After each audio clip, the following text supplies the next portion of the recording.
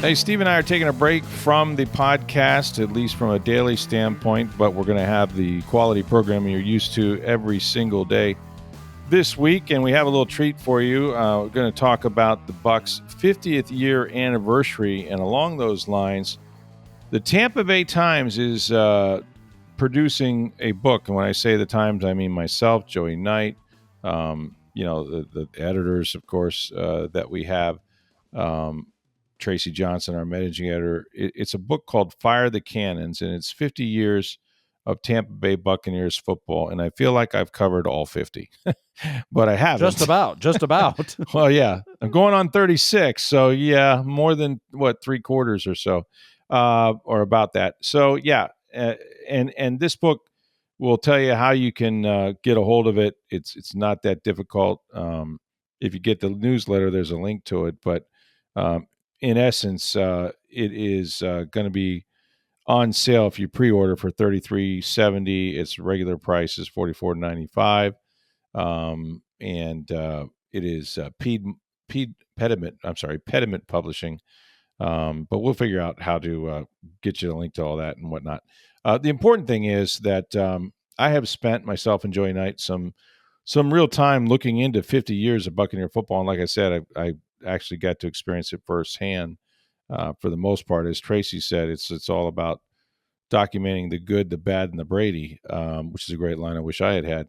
But listen, I was asked to do kind of a Q&A, and I'll kind of go over some of those questions here. But what I'll say from the beginning is this, that it was a big project. It is a big project. We're still actually working on completing it as we speak. We got a lot of cooperation from players going back to the the solid days, right? The beginning when they lost 26 games in a row. And the forward, by the way, is going to be written by Rich McKay, who is the perfect person to do it because it was his dad that moved the family from California, legendary USC head coach. This would be like Bear Bryant coming from Alabama, right? Comes to the NFL with no expansion draft to speak of, not like they do now when they did with that Carolina Panthers and Jacksonville Jaguars and things like that, where teams had to give up or couldn't protect certain players. Back in the day, you got the bottom of the barrel, and there was a reason they lost 26 in a row, and it wasn't John McKay's fault. But after that, and their first win in New Orleans against the Saints in 1977 at the end of the year, there were so many fans that showed up kind of in that West Shore area near One Buck Place, where it is not far from the airport. When their bus pulled up, they felt like they had won the Super Bowl.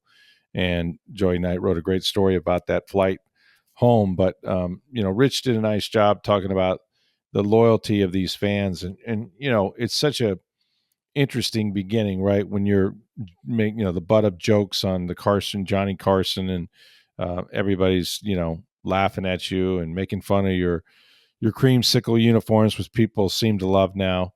But very quickly, and I mean very quickly, if you play your first game in 76, but by 1979, you're in the NFC Championship game because you beat the Philadelphia Eagles at home in the NFC Divisional Playoff. That was one of the fastest turnarounds that you'll ever see, in the NFL with an expansion team, especially one that did not win a game. So it was remarkable. The Doug Williams story is remarkable. How they went to scout him. I think there was maybe one other African-American quarterback at that time that was really playing it all. And, Joe Gibbs was, sent to Grambling, and they ended up with Doug. They made a trade with, the Houston Oilers, who took Earl Campbell. They got Jimmy Giles in that deal. Like, a lot of things happened in the beginning that I was a kid. I mean, I wasn't covering the team that far back, but all of that is chronicled as well. And, I was asked some interesting questions. I'll kind of just go down the line here.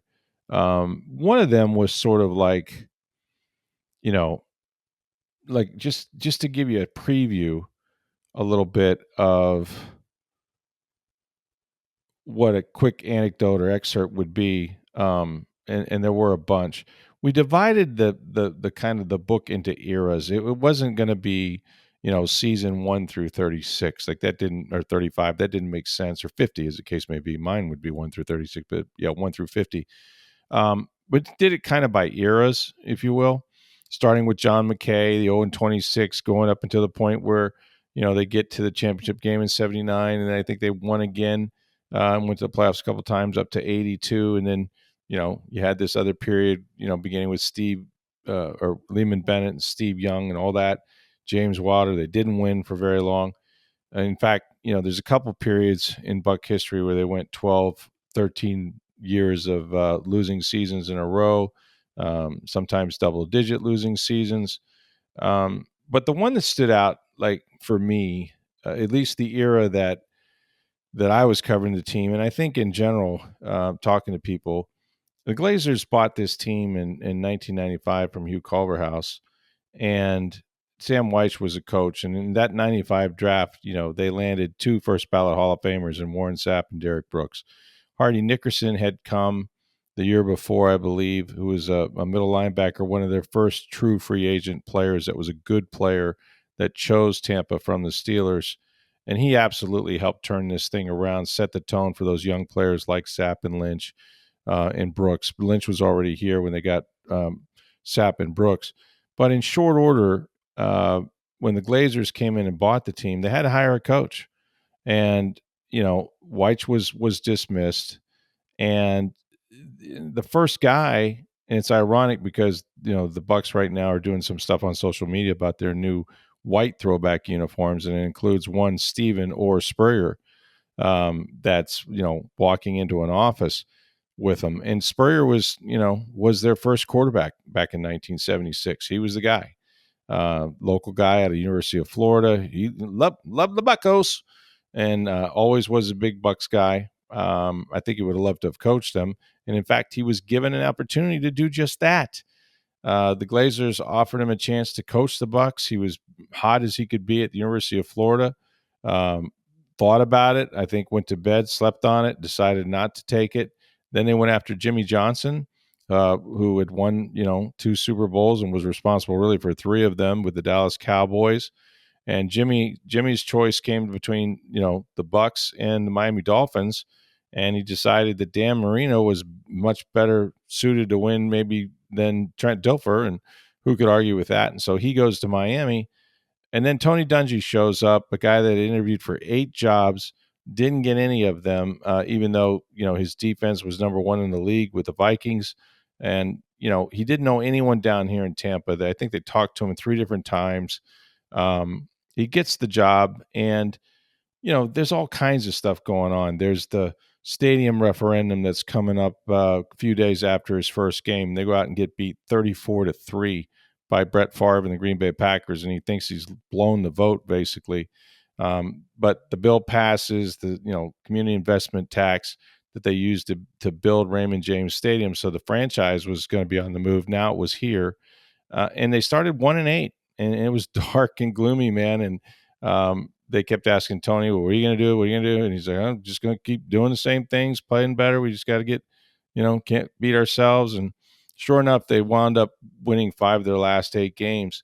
And then the next year, I think, to me, that began sort of for me what was kind of the Camelot era, of Buccaneer football. And they broke the string of 14 straight losing seasons. They went on to win the division. This is 1997. They beat Detroit in the playoffs, and I can remember standing because I went down on. You could be on the field at that time in the fourth quarter as writers, and the fireworks are going off, and I'm standing next to Paul Gruber, who had never sniffed the playoffs. He was towards the end of his career, just watching this spectacle of winning a playoff game, a home playoff game, and they're going to go to Green Bay the next week where they would lose, but it was just a hell of a year. And in talking to Tony Dungy for this book, he told me, and I never heard this, but he said that of the 97 season, he said, that was my favorite year in football. Now think about that. Here's a guy that's a first ballot, or not first ballot, but he's a Hall of Fame head coach, historical Super Bowl win, first African-American coach to win the Super Bowl with the Indianapolis Colts.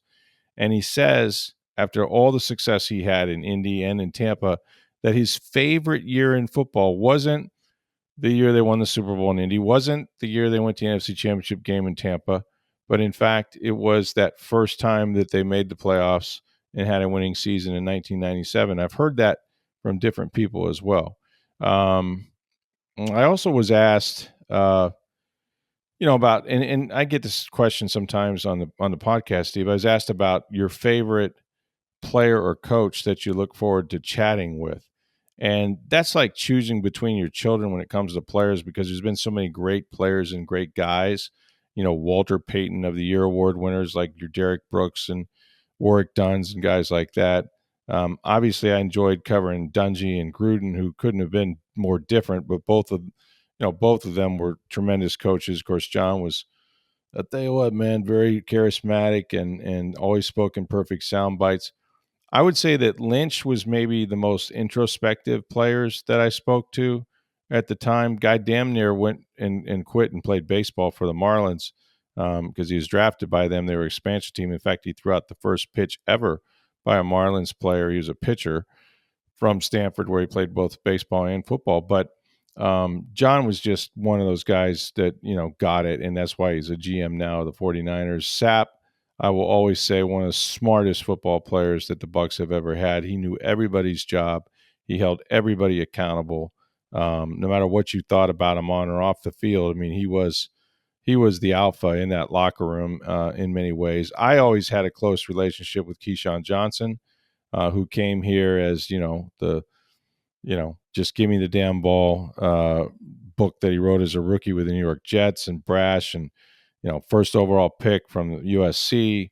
I enjoyed him immensely. I thought he brought a lot to this team. Eventually, him and Gruden ran afoul of each other, and he was deactivated one season and eventually traded to the Cowboys. And then I think, for me, it's hard to top like what Bruce Arians brought, right, in terms of charisma, the quarterback whisperer, tremendous storyteller, and really just a character of the game, and brutally blunt. And for my job, man, you loved him for it. You just loved him for it, And so, that those seasons, obviously the one that they won the Super Bowl in particular, that he had with Tom Brady will, during COVID, will top them all. And I don't mean in terms of the Super Bowl, because it's fair to ask which one was harder to get or more memorable. But what Bruce was able to do, and just covering him, and just his, every day, you were going to get like, just complete honesty, which in our business sometimes is rare. But he really did a tremendous job, in the one season that, had Brady twice, but in the one season that they were able to win and defeat COVID as well. So that was hard to top. We've got more on the Bucs 50th year anniversary. First, I want to remind you guys, get on down to Breitling Boutique, International Plaza Mall. You know where that is. The Breitling store is near the center of the mall, second floor. It's a fantastic building that they have there. Go in, spend some time, let them pour you a drink, and learn about all the great products they have at Breitling Boutique. The Breitling Company's been making the best Swiss watches in the world for over 140 years, and they've been in International Plaza Mall for the last 5+ years. If you go up there, check out the men's watches, the chronomats, the Navatimers, also ladies' watches for your wife, for your girlfriend. These are sports watches. They are durable, they are beautiful, and she can choose from just a vast array of different colored wristbands. And while supplies last, and that's important, the Breitling Boutique is offering NFL's celebration of their 104th year anniversary. They have 32 teams in the National Football League. There are 32 team watches produced by the Breitling Company, and these are chronomat watches for men. They have the team colors on the face. They have the logo. They're spectacular. Go to tampabay.com. You'll see an ad, I think, of Breitling Boutique with the Buccaneers watch. Again, it's unfortunately while supplies last, and they're going fast. So get down there to Breitling Boutique at International Plaza Mall. Make sure when you go, you let them know you heard about all of this on Sports Day Tampa Bay. In this book, there's a lot of great moments, right, that everybody remembers, plays, games, those sort of things. And we were asked about that, or I was as well, especially in this newsletter I did recently. And of course, I started in 1990, so that's kind of my perspective there. I don't think that my memories are any much different necessarily than the fans. I think, there's a general consensus that the greatest play in Bucs history was Ronde Barber's 92-yard interception that sealed the NFC Championship game in Philadelphia, sent the Bucs to Super Bowl 37. But in that game, maybe an unheralded play that still looms in my mind as one of the most remarkable that changed that game was Joe Jervis's catch and his long run. I think it was for about 70 plus yards. It was just days after his son was born with a nerve degenerating disease that would eventually take his life in a few months later in April. And the fans were so vile but so informed that when Joe was, he got in on Saturday night, the team had gotten there on Friday, I believe. Joe stayed behind for the birth of his son, and when he's warming up, people are saying the most vile things about his child and the health of his child, and it was just, I know it was all built up in him, and just the ability to perform on that stage, and leave a legacy for his son and whatnot, and first time father and all that. And when he caught that pass, there was a little extra zoom in him, for what he had gone through, and that was really great to see. So, you know, that one certainly was big. I'll tell you another big moment, and it nearly rivals, the Eagles win. Although I think, the Eagles had been such a nemesis for so many years, and so many of their seasons went there to die, that I think that's what made them winning to go to Super Bowl 37 so special. But I'll be honest with you, even though it was COVID, and they said there was only about 9 or 10,000 fans at Lambeau Field, the Bucs winning the NFC Championship game in Green Bay that sent them to Super Bowl 55 was really one of the better moments. I mean, first of all, the venue, Green Bay, is just a special place, and Lambeau's a special place. And even though it wasn't full, it was loud as hell. They had these placards that they were just banging on the seats, and it sounded like there were 60,000 people there. But that was a really good football team that Green Bay had. Aaron Rodgers was the MVP that year, I believe. And, if Ronnie Barber's 92-yard touchdown was the biggest play in Bucs history, for me, maybe the second biggest was at the end of the first half of that game. With only really a few seconds left, it looked like the Bucs would settle for a field goal. But instead, that's when, they allowed Tom Brady to take a shot down the field, and he hit Scotty Miller for a touchdown to give him a 21-10 lead. And I'm telling you, there was so much momentum from that play, that, it was obvious that the Bucs were going to go on and win, even though Brady didn't have a great second half. But being in Lambeau, the snow coming down, it wasn't overly cold, but it was cold enough.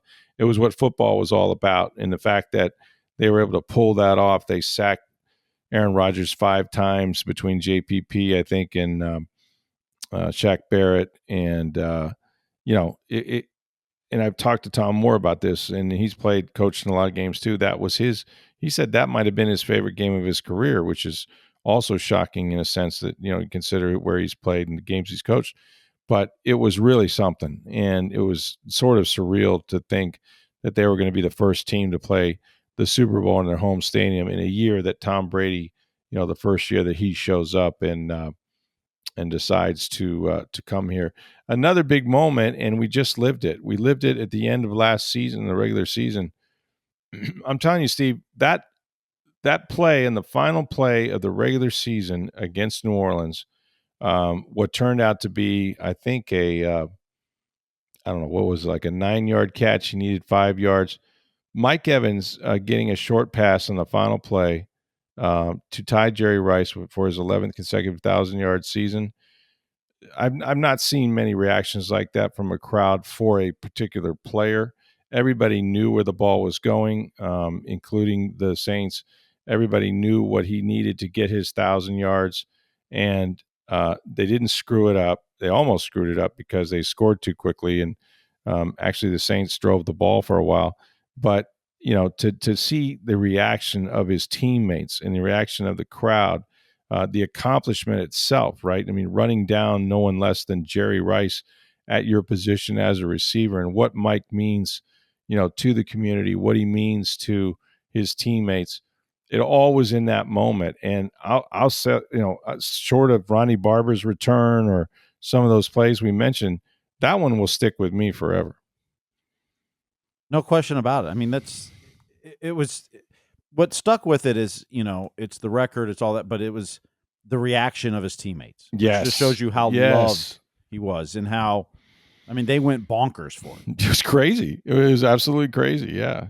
They all ran onto the field, and there wasn't a guy that didn't, get a piece of him on the way to the locker room. And he was so excited that it was they did a great job. The Bucs social media did in following him with a live camera all the way from that play to the sideline, all the congratulations he got, and ran off the field through the tunnel with him all the way to the Bucs locker room, into the locker room. And I'm telling you, I was standing there. Mike was basically out of breath. Like, he was so pumped and overwhelmed with emotion that he was having a tough time. He was almost hyperventilating. He was breathing so hard.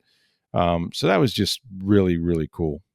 Yeah, when you see moments like that with, like I said, it was a reaction of his teammates and how bad they wanted it for him. Yeah. Like, I think had he not gotten it, I think he would have been okay with it. I mean, I think he wanted it.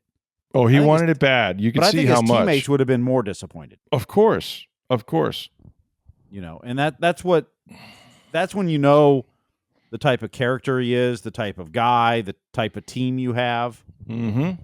Like, I mean, that moment there says a lot about the whole culture and what, Jason Lights talked about, what a Buccaneer is. And kind of the picture's Levante David, but Mike Evans is right next to him. I mean, yeah, he is. Like, yeah, he is. There's not a lot of differences as far as the type of guys you have in those two. And, they've kind of built the franchise now after 12 years of not making the playoffs, and Jason Light, for 6 years not making the playoffs, and then kind of redoing how they do everything from drafting to developing players to who they bring in, et cetera. And now, to see those kind of moments and how the team rallied around it, it was phenomenal. Yep. No, it was really special, and I was glad to be a part of that. Just been so many great players over the years. People ask, and we were asked to rank the greatest Buccaneers. And I think I'll hold that back, what my ratings were for now, at least, because we ranked them 1 through 50, and I probably screwed up a few of them. But I would say this, that you have to start in some order. I think with the 4 or 5, well, they got 5 Hall of Fame players, I think now.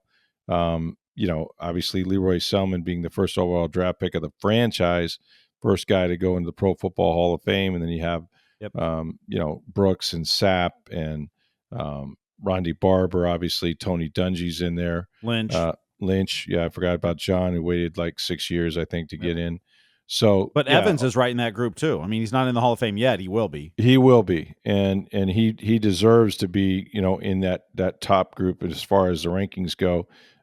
So for every Hall of Famer that they currently have or will have, you can assume that I had them at the top of my list, and I did include Evans in that conversation as well. I even included Levante David. I don't know that Levante will ever be in the Pro Football Hall of Fame.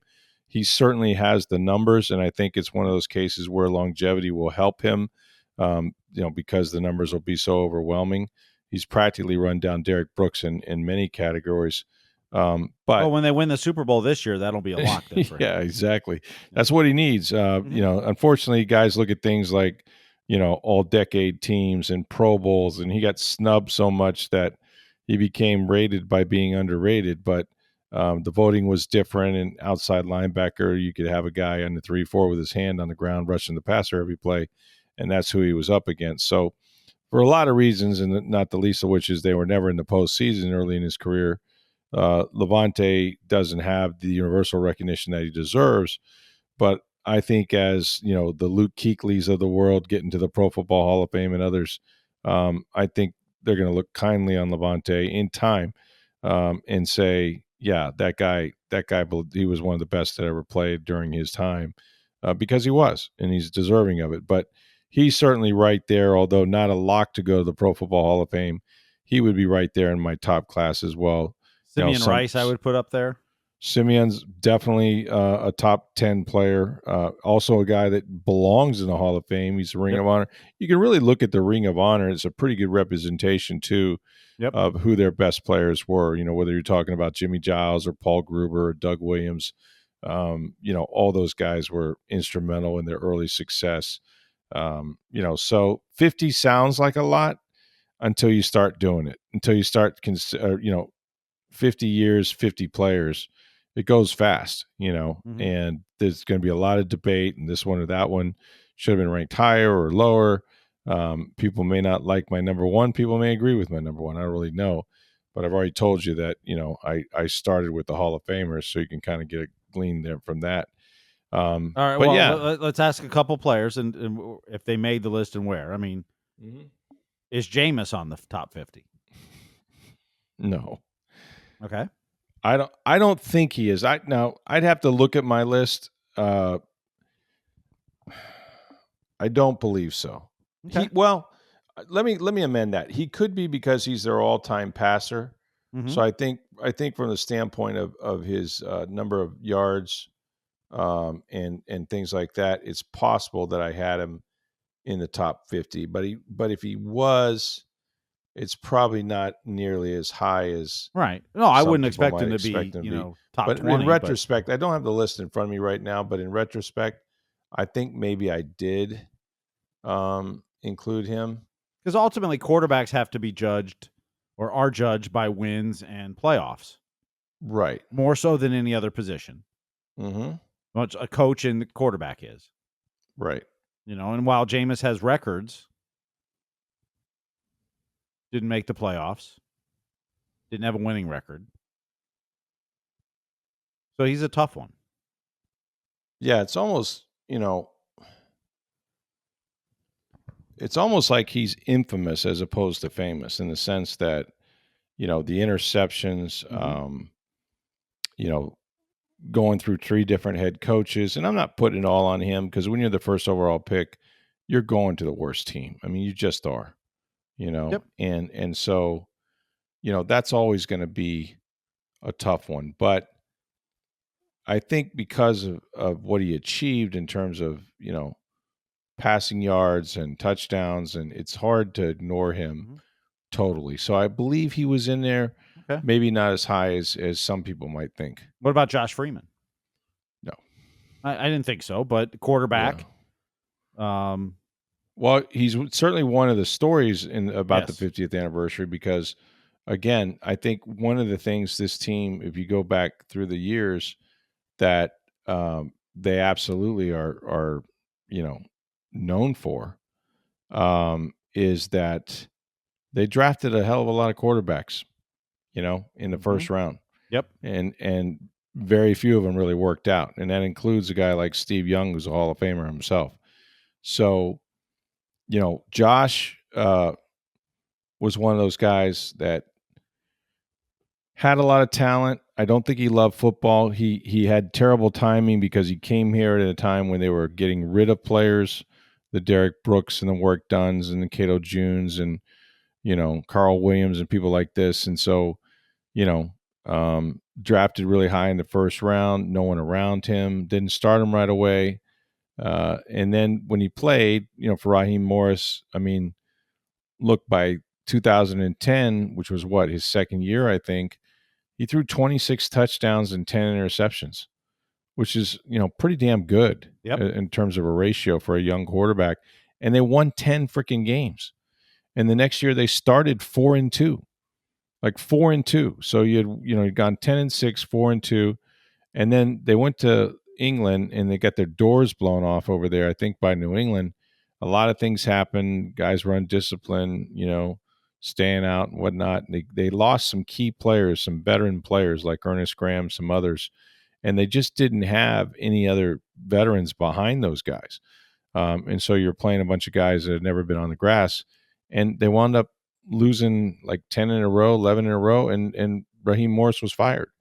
And, the next guy in told the owners, Greg Schiano, straight up, I don't want Josh Freeman as my quarterback. because I think he's going to get me fired. And they said, well, with all due respect, if you don't have him, they're going to run you out of town. That's why we're hiring you. And so, he tried to make Josh work. He was absolutely the wrong coach for Josh. Josh needed, you know, he didn't need the stick, he needed the carrot. And eventually, Josh was cut, essentially, was let go. And, Shiano got his own quarterback in here, Mike Lennon, and it didn't work out. But Freeman was just one of those many, many stories that of guys that they hoped to draft and hoped they would be the franchise quarterback. And he was out of football by the time he was 28 years old, I think. Mm-hmm.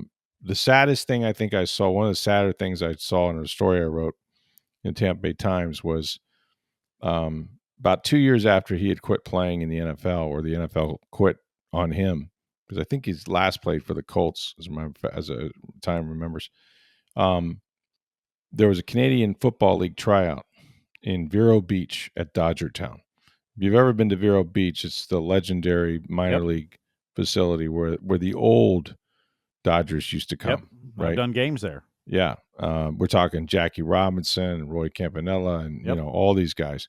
And in fact, they have like housing there as well. And they have different rooms named after those very players.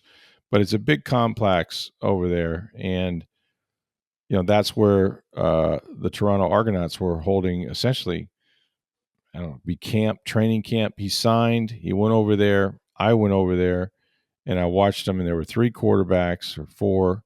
And the Canadian rules are totally different. You could send guys in motion, more than one guy, and they could be at full speed when you snap the ball as they're running. They can run forward towards the line of scrimmage. And so there's a lot of stuff going on. But from what I could see, he was only 30 years old. He could still throw. That's how old Baker Mayfield is. He could still throw the football, credibly accurate. I mean, not, threading it or anything, but he was accurate enough. And he looked like an NFL quarterback next to a bunch of guys who had not necessarily played in the NFL. And I drove him back to the hotel, and we talked about a lot of things. And Josh wasn't a great conversationalist or anything, but he said he was all in on playing football again. He missed it, and everything was, oh yeah, for sure. I'm going to do this and I'm going to do this.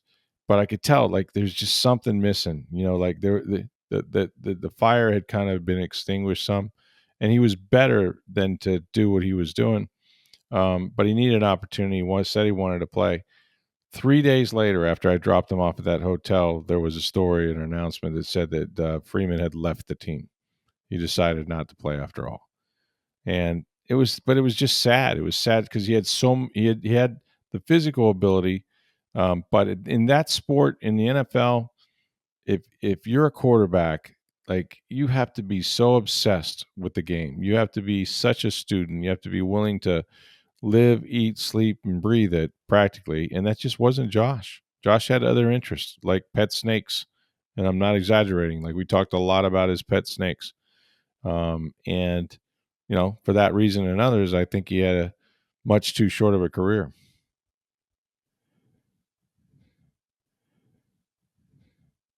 But there are literally 50 years of stories in this book, Fire the Cannons, 50 Years of Tampa Bay Buccaneers Football. It's a hardcover book. It's direct from the publisher, 25% off right now if you pre-order. Go to tampabay.com. You'll find a link for that from Pediment Publishing. And I'm telling you, with the pictures and the various stories that we have been able to write, and the people we've talked to, again, the forward by Rich McKay, this is a really, really good collector's item, coffee table book, something that if you're a Bucs fan, and I'm not kidding, just because I wrote some of it or most of it, that you're going to really enjoy. So go check that out, and hope you guys enjoy it. It was a lot of work, but it was fun going back down memory lane with a lot of these players and coaches talking about all 50 years of Bucs football. It's a tremendous. When you think about this franchise and the connection they have with fans, how many pro franchises are start their history with 26 straight losses in the National Football League? That's hard to come back from, and then in very quick order find themselves in the championship game. I mean, so much transpired that was good, and I think it's a rabid fan base, and so I know that people are going to love it. Go see our friends at Breitling Boutique International Plaza Mall. Check out the men's watches, women's watches for your wife or girlfriend as well. It's Breitling Boutique. Make sure you let them know that you heard about it on Sports Day Tampa Bay. Hope you enjoyed the conversation, and you'll be back tomorrow with another great podcast. For Steve Versnick, I'm Rick Stroud of the Tampa Bay Times. Have a great day, everybody.